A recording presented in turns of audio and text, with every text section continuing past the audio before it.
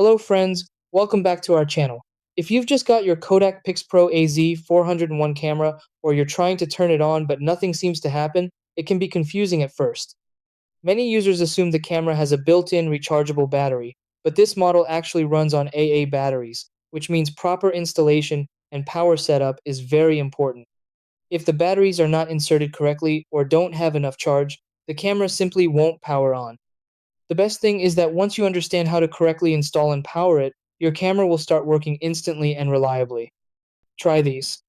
Step 1. Open the battery compartment at the bottom of the camera. Step 2. Insert AA batteries in the correct direction. Step 3.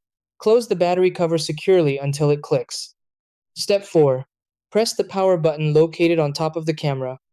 Step 5. Check if the screen turns on and lens extends. Step 6. Replace batteries if the camera does not power on properly.